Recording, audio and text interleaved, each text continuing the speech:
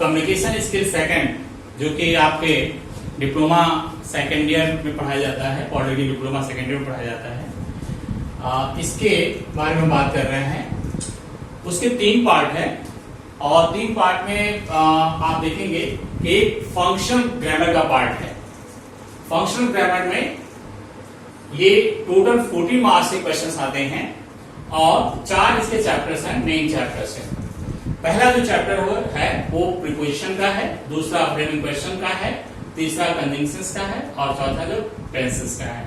हमने जो एक गेस किया है, एक एक्सपेक्ट किया है अपने हिसाब से, उसमें प्रीपोजिशंस के क्वेश्चन जो है 3 मार्क्स के आने हैं और फ्रेमिंग क्वेश्चंस के क्वेश्चन 3 मार्क्स के आने हैं, कंजंक्शंस के क्वेश्चन भी 3 मार्क्स के आने हैं और टेंसेस के क्वेश्चन 5 मार्क्स के आने हैं। ये टोटल 14 मार्क्स का क्वेश्चंस और ये चारों चैप्टर्स मैं अपने इसके पहले के वीडियोस में, जो कि लगभग 8 के आसपास हैं, इन 8 वीडियोस में इन चारों के बारे में मैंने आपको बताया है। अब हम देखते हैं कि इसका पहला जो प्रीपोजिशन की बात करते हैं, इस पे एक छोटा सा एक्सरसाइज करते हैं और इसमें आप गेस करिए कि क्या हो सकता है। ये चारों चैप्टर्स हम पढ़ा चुके हैं 14 मार्क्स का। आपको कम से कम 17 मार्क्स पाने होते हैं, तो ये 14 मार्क्स अगर आपने थोड़ा सा मेहनत किया और एक्सरसाइजेस किया, हमारे पुराने वीडियोस को आपने देखा है, तो निश्चित रूप से इससे काफी आपको मदद मिलेगी। पहला एक्सरसाइज मैंने रखा है प्रीपोजिशंस का। प्रीपोजिशन में हमने पहले ही अपने वीडियो में बताया है कैसे, किस प्रीपोजिशन का कहां कैसे यूज करते हैं, और उसके बाद ये हमने एक्सरसाइज इसमें दिया है आपको करने के लिए। अब आपको गेस भी करना है, बताना भी है और साथ ही साथ मैं उस पर डिस्कशन भी करूंगा। पहला है एक sentence, Mahatma Gandhi was born 2 October 1869। आप इसमें गेस करिए कि कौन सा प्रीपोजिशन उपयुक्त होगा, कौन सा प्रीपोजिशन इसमें एप्रोप्रिएट होगा, सुटेबल होगा, इन होगा, ऑन होगा, एट होगा, क्या होगा। तो यहां पर जब हम देखेंगे तो एक डेट दी हुई है 2 अक्टूबर 1869, ये डेट दी हुई है। कभी भी कोई एक डेट दिया गया हो तो उसके पहले हम ऑन का यूज करते हैं। ऑन यानी यहां पर ऑन लगाया जाना चाहिए। महात्मा Gandhi was born on 2 October 1869, ठीक है। जैसे India got freedom on 15 August 1947। On का वहां पे use. My friend is coming on 25 जून। तो इस तरह से ऑन का प्रयोग किसी भी डेट को बताने के लिए हम उसके पहले ऑन का प्रयोग करते हैं। दूसरा ये सेंटेंस है, माई ग्रैनी, यहां पर गोज और यहां पर आपको भरना है the temple daily, goes the temple daily. अब यहां पर आपको क्या लगाना है, किसी पर्टिकुलर स्थान तक जब हम चल कर जाते हैं, स्कूल जाते हैं, टेम्पल जाते हैं, बाजार जाते हैं, किसी पर्टिकुलर स्थान तक जब जाते हैं तो उसके जाने और पर्टिकुलर स्थान के बीच में हम टू का प्रयोग करते हैं। My granny goes to the temple daily. मेरी दादी माँ डेली टेम्पल जाती हैं, तो goes to the temple. My grandfather goes to the market every day, तो to the market. I go to my college daily, तो to my college, to the church, to hospital. तो इस तरह से to का ये यूज किया जाता है, ठीक है। तीसरा सेंटेंस है, a cat fell the well. यहां पर दिया हुआ है the cat fell the well, यानी कैट जो है वो कुएं में गिर जाती है, गिर गई। तो यहां पर आपके दिमाग में आएगा कि इन भरे कि इनटू भरे। इन और इनटू दो चीजें हमारे दिमाग में आ रही हैं, हम यहाँ पे क्या भरेंगे। अब देखिए कि यहां पर कैट फेल यानी कि एक तरह से मूवमेंट दिया जा रहा है कि कैट जो है वो वेल में गिर गई है, तो मूवमेंट शो करना है। तो कहीं बाहर से अंदर की तरफ जब मूवमेंट होगा तो वहां पर इनटू का यूज होगा, लेकिन अगर स्टेगनेंट है, कहीं आप मोशनलेस हैं, बैठे हुए हैं किसी कमरे के अंदर, किसी हॉल के अंदर, किसी ऑडिटोरियम के अंदर, तो इन होता है। जैसे there are 100 students in this classroom, तो इस तरह से इन वहां पर होगा। लेकिन अगर कोई मूवमेंट है, the teacher entered into the class, तो इंटर्ड इनटू द क्लास, वहां पर मूवमेंट, बाहर से अंदर की तरफ मूवमेंट जो होगा, वहां के लिए इनटू का प्रयोग किया जाता है। फोर्थ है I cut fruits knife. Knife चाकू होता है, चाकू की मदद से मैं फ्रूट्स काटता हूं, किस मदद से, किसी चीज की मदद से। तो अब बाई होगा, विथ होगा, क्या होगा, ये दिमाग में आएगा। तो किसी इंस्ट्रूमेंट से अगर हमने कोई इंस्ट्रूमेंट की वजह के मदद से हमने कोई काम किया है, तो उसके लिए हम विथ का इस्तेमाल करते हैं, किसी इंस्ट्रूमेंट की मदद से। ही killed the snake with a gun. He shot the snake, he shot the tiger with a gun. तो इस तरह से with a gun, not by. अक्सर by का यूज आप कर देते हैं, तो by का यूज नहीं होगा, बल्कि with का यूज होगा। किसी इंस्ट्रूमेंट की मदद से कोई दूसरा काम करते हैं, तो with का, न कि by का यूज होता है। ठीक है। It is 2 o'clock, my watch. पूछते हैं, कोई पूछता है कि आपकी घड़ी में कितने बजे हैं, तो ऐसे हिंदी में तो ये समझ में आता है कि घड़ी में बजे हैं, इन माई वॉच, नहीं, ये एक्चुअली घड़ी के द्वारा, यानी घड़ी के हिसाब से कितने बजे हैं ये पूछा जाता है। तो it is 2 o'clock, not in नहीं रहेगा, क्या होगा, by. It is 2 o'clock by my watch, मेरी घड़ी के अकॉर्डिंग जो है 2 बज रहे हैं। अब जनरली ये दिमाग में आता है कि इन होगा, लेकिन इन नहीं होगा, in, not in, but by, by का प्रयोग होता है। फिर 6 क्वेश्चन है, she has been absent Monday, she has been absent Monday. ये आप परफेक्ट या परफेक्ट कॉन्टिन्यूअस टेंस में यूज करते हैं। मंडे एक जो है पर्टिकुलर एक डे है, जिसको पॉइंट ऑफ टाइम कहते हैं। तो पॉइंट ऑफ टाइम और पीरियड ऑफ टाइम ये बताया गया है। ऐसी सिचुएशन में यहां पर पॉइंट ऑफ टाइम है, तो सिंस का प्रयोग होना चाहिए, और गलती से आप फार का यूज नहीं करेंगे, ये सिंस का, because this is a point of time. इसके बाद यह है distribute these toffees all the boys. अब डिस्ट्रीब्यूट करने के लिए दिया जा रहा है, दो के बीच में, 2 बच्चों के बीच में अगर वो कोई चीज होती है, तब तो बिटवीन का प्रयोग होता है। 2 से ज्यादा, ये यहां पर क्लियर है कि 2 से ज्यादा बच्चे हैं, प्लूरल में है, तो 2 नहीं है, 2 से ज्यादा हैं। ऐसी सिचुएशन में हम बिटवीन का प्रयोग नहीं करेंगे, बल्कि एमंग का प्रयोग करेंगे। Among, distribute these toffees among all the boys. फिर इसके बाद food we need shelter, food we need shelter, ऐसे सेंटेंस दिया है। तो इस यहां पर यह है कि फूड और उसके अतिरिक्त हमें शेल्टर भी चाहिए। तो बिसाइड और बिसाइड्स का यूज पढ़े हैं, यहां पर बिसाइड्स का यूज होगा। बिसाइड्स मतलब इन एडिशन टू, इसके अतिरिक्त, किसी चीज के अतिरिक्त, यानी फूड के अतिरिक्त हमें शेल्टर की भी आवश्यकता होती है, हमें आवश्यकता है। तो बिसाइड्स, अगर बिसाइड होता है तो बिसाइड का मतलब होता है बाय द साइड, यानी बगल में, तो वो नहीं यूज करना है, आपको बिसाइड्स का यूज करना है। Besides food we need shelter, इस तरह से आएगा। ठीक है। Our exams will begin 7 July, ये आपका फ्यूचर इंडेफिनिट है, और 7 जुलाई एक डेट दे दी गई है, हाँ इस डेट से शुरू होगी, ये फ्यूचर की बात है। तो यहाँ पे फ्रॉम और सिंस का प्रयोग, फॉर और सिंस का प्रयोग नहीं किया जाएगा, बल्कि फ्रॉम का यूज किया जाएगा। फ्रॉम का यूज इसलिए कि इसमें एक डेट, पर्टिकुलर डेट दिया हुआ है, इस डेट से शुरू होना है, कोई पीरियड ऑफ टाइम और पॉइंट ऑफ टाइम नहीं दिया जा रहा है, एक डेट दिया है कि इस डेट से ये काम फ्यूचर में शुरू होने वाला है। फिर इसके बाद इट हैज बीन रेनिंग और अ वीक। अब यहां देखिए बारिश हो रही है, 1 हफ्ते से हो रही है, ये 1 हफ्ता कब शुरू हुआ है ये कोई जानकारी नहीं है। हाँ ये पता है कि ये पीरियड ऑफ टाइम है, तो पीरियड ऑफ टाइम तो पता है कि 1 हफ्ते है, तो ये पीरियड ऑफ टाइम है, इसलिए यहां पर ऊपर हमने पॉइंट ऑफ टाइम के लिए सिंस लगाया है। ये देखिए पीरियड ऑफ टाइम अगर रहता है तो यहां पर फॉर का यूज करते हैं। ठीक है।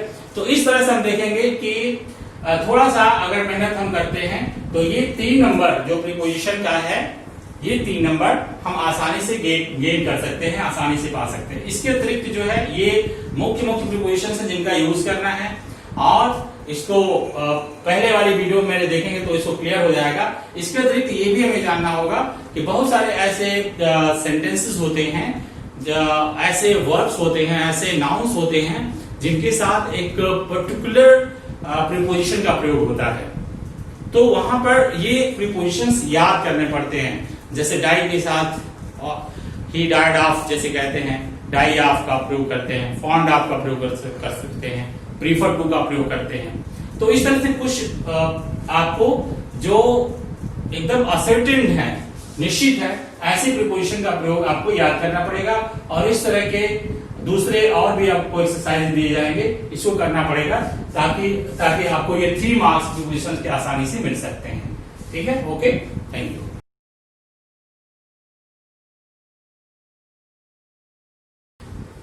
तो दूसरा जो कम्युनिकेशन स्किल में आपका फंक्शनल ग्रामर का जो दूसरा टॉपिक था वो था फ्रेमिंग क्वेश्चंस। इसमें हम ये बता रहे थे कि हम प्रश्न कैसे पूछें, हिंदी में या इंग्लिश में प्रश्न कैसे बनाएं। कोई सेंटेंस दिया हुआ है तो उस सेंटेंस को कैसे हम प्रश्न में, इंट्रोगेटिव सेंटेंसेस में कैसे फ्रेम करें, ये बताना होता था, जिसको बताया गया था आपको। इसमें कुछ सेंटेंसेस हमने दिए हैं और उस सेंटेंसेस को आपको सोचना है कि इससे हम क्वेश्चन यानी डिफरेंट टाइप से हम कैसे क्वेश्चन में बदल सकते हैं। पहला जो सेंटेंस है वो है they lived in a small village. आपको समझ में आ रहा है, they lived in a small village, in a small village, इसको सपोज हमने अंडरलाइन कर दिया। तो अब आपको ये देखना है कि कैसे इसको हम इंटरोगेटिव में फ्रेम करते हैं।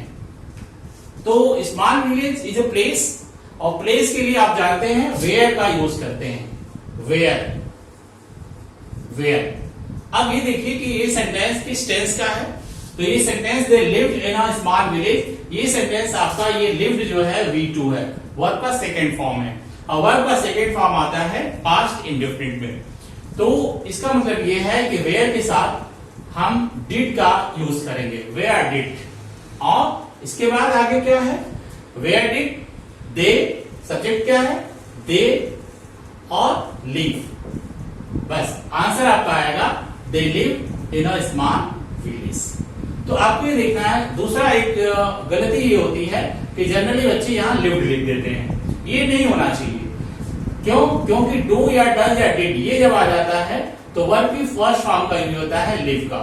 और सबसे ज्यादा इंपॉर्टेंट चीज ये है कि जब भी आप किसी सेंटेंसेस को फ्रेम करते हैं, इंट्रोगेटिव बनाते हैं, तो उसके लास्ट में क्वेश्चन मार्क अवश्य लगाएं।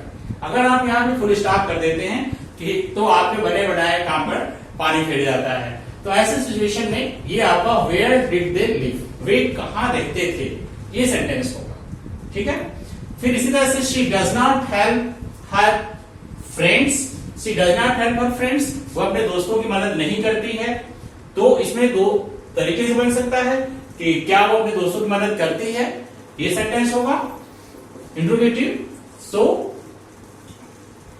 ये डज जो है इससे हम सेंटेंस बना सकते हैं, डज ये आपका हेल्पिंग वर्ब है और इस हेल्पिंग वर्ब की मदद से हम इंट्रोगेटिव बना सकते हैं। ये हो जाएगा डज, इसके बाद she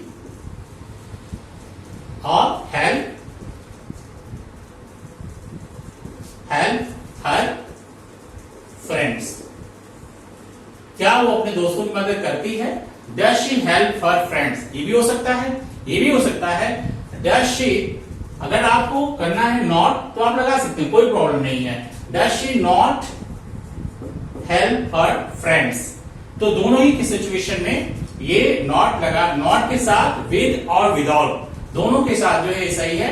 does she help her friends या does she not help her friends, ये दोनों सेंटेंसेस सही हो जाएंगे। इस तरह से Sohan can solve this problem, इस तरह की प्रॉब्लम आती है। जैसे कैन आया है, कैन है आपका, दूसरे मॉडल वर्ब्स कुड है, मे है, माइट है, शुड है, इस तरह के जो भी मॉडल वर्ब्स आते हैं अगर आपको सेंटेंस में दिखाई दे रहे हैं तो इसको केवल आगे कर दीजिए, simply that is the most suitable thing कि आप उसको केवल आगे कर देंगे तो ये हो जाएगा, आपके प्रॉब्लम का सॉल्यूशन मिल जाएगा, ये सेंटेंस फ्रेम हो जाएगा।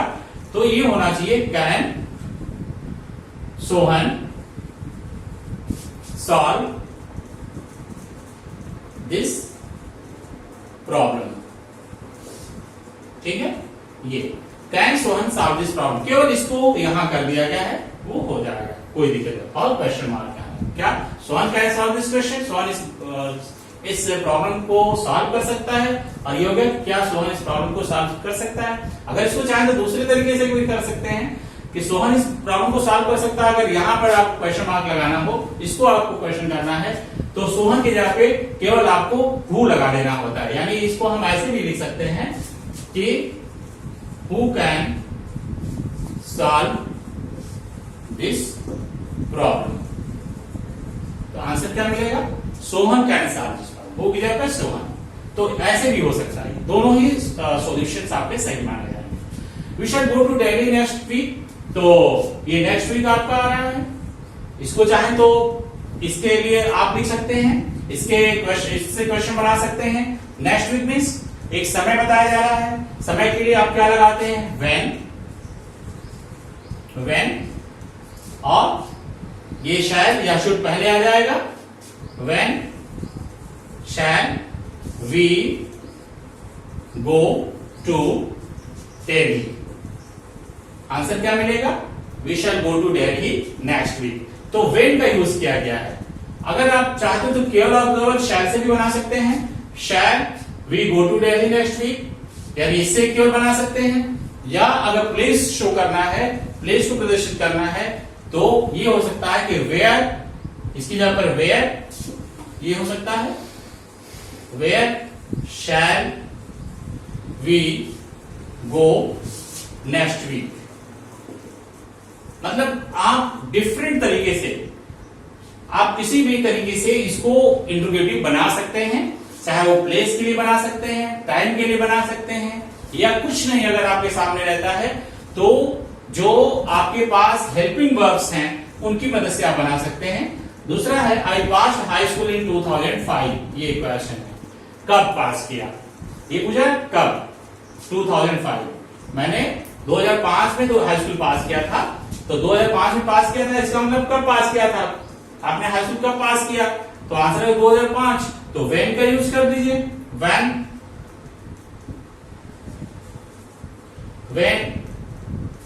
पास्ट, यानी कि ये पास्ट इंडेफिनिट टेंस है, तो when did you pass high school, answer क्या होगा, in 2005। They know my parents, they know my parents, वे मेरे पेरेंट्स को जानते हैं, मेरे माता पिता को जानते हैं, तो क्या वो मेरे माता पिता को जानते हैं, ये हो सकता है। और दे नो, ये कौन सा टेंस है आप देखेंगे, नो, वर्ब की फर्स्ट फॉर्म का यूज किया गया है, और वर्ब की फर्स्ट फॉर्म का यूज किया गया है, सब्जेक्ट आपका ये प्लूरल है, तो ऐसे केस में ये प्रेजेंट इंडेफिनिट है, और यहां पर डू या डज का इस्तेमाल किया जाएगा। तो दे है, ये प्लूरल है, सिंगुलर के साथ डज लगाते हैं, प्लूरल के साथ डू लगाते हैं, तो यहां पर क्या आ जाएगा, डू, उसके बाद दे नो माई पेरेंट्स, ठीक है। तो ये क्वेश्चन मार्क यहां रखिए, do they know my parents, क्या वो मेरे पेरेंट्स को जानते हैं, तो आंसर होगा yes, they do, they know my parents, ऐसा हो जाएगा। Delhi is the hot spot of corona, Delhi is the hot spot of corona, corona इस समय चल रहा है, कोविड-19, जिसमें कि दिल्ली, महाराष्ट्र जैसे स्टेट जो है बहुत ज्यादा इस समय इस महामारी से जूझ रहे हैं, और दिल्ली उसमें से एक है।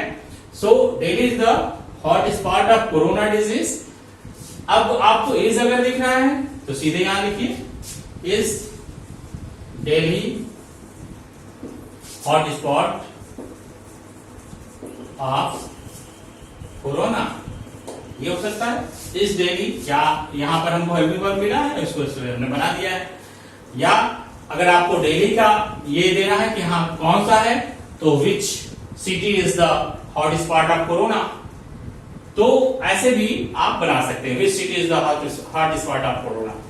Father is reading newspaper, father क्या कर रहे हैं, न्यूज़पेपर पढ़ रहे हैं, यानी कि हम ये लिख सकते हैं कि दोनों तरीके से, इज फादर रीडिंग न्यूज़पेपर, या what is father doing, what is father doing, ये ऐसे भी हो सकता है, what is father doing, answer क्या मिलेगा आपको? न्यूज़पेपर। ये कौन सा काम? Reading newspaper. ये आपका यहां से रीडिंग न्यूज़पेपर, यहां से यहां तक के, यानी कि आपसे ये पूछा जा रहा है, काम के बारे में पूछा जा रहा है। What are you doing, what is father doing, like this. या ये भी कर सकते हैं केवल हम सीधे कि who is reading newspaper, father is reading newspaper. फिर she should obey the teachers. अब सीधा अगर आपका, मैंने पहले ही बताया कि अगर कोई मॉडल ऑक्सिलरीज आपको दिखती हैं, कैन, कुड, मे, माइट, शायद, शुड, इस तरह से दिखता है, तो उसको आगे कर दें, ऐसे बन जाएगा, यानी शुड शी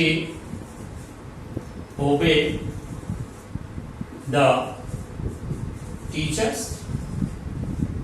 ये अब ये देखिए कि इस तरह के, इसमें कोई पर्टिकुलर हमने किसी चीज को अंडरलाइन नहीं किया है कि किस वर्ड को हटा करके आपको सेंटेंस बनाने हैं, किस वर्ड को हटा करके आपको फ्रेमिंग, क्वेश्चन फ्रेम करना है।